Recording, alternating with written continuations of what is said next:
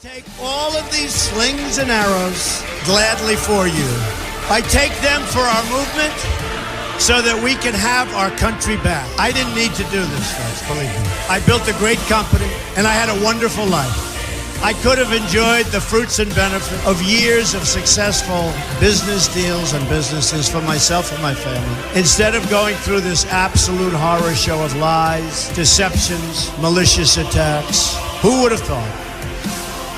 I'm doing it because this country has given me so much, and I feel so strongly that it's my turn to give back to the country that I love.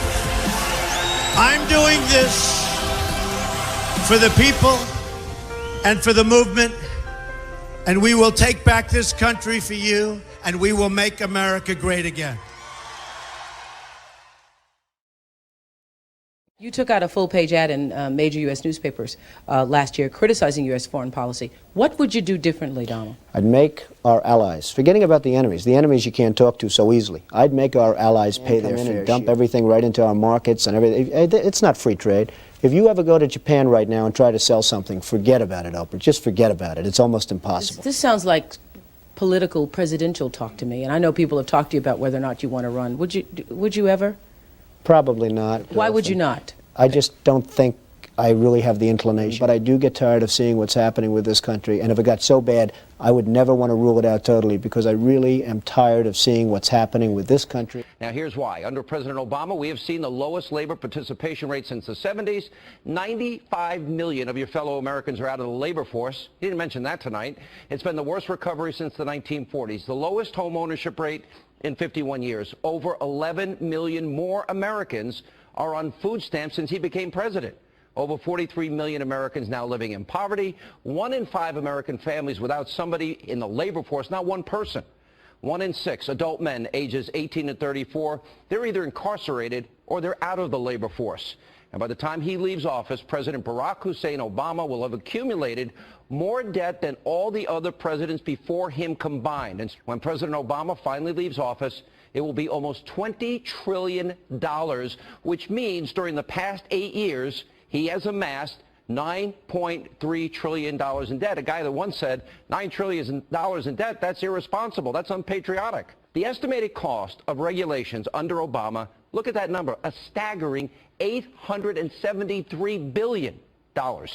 That includes a shocking $344 billion cost in EPA regulations alone. All told, the number of new regulations that have been finalized under President Obama, that checks in at almost 3,000. Then, of course, there's jobs. Now, President Obama's always bragging about how many he's created, but facts are facts. And in the past 8 years, America has lost over 300,000 manufacturing jobs. And the president won't tell you that last year, America had a global trade deficit of over $732 billion. No matter how we reform health care, we will keep this promise to the American people. If you like your doctor, you will be able to keep your doctor, period. If you like your health care plan, you will be able to keep your health care plan, period. Millions of people lost their doctors, they lost their plans, and that is the start of the Obamacare disaster. This year, Obamacare premiums are exploding by 25% on average. In Arizona, they're jumping by a stunning 116%. But the misery doesn't end there. Remember when Obama said that the average American family would save $2,500 a year on health care? The exact opposite has happened. According to the Kaiser Family Foundation, the increase in health care costs for employer-sponsored benefits since 2008 is now $5,462. That is a 43% increase.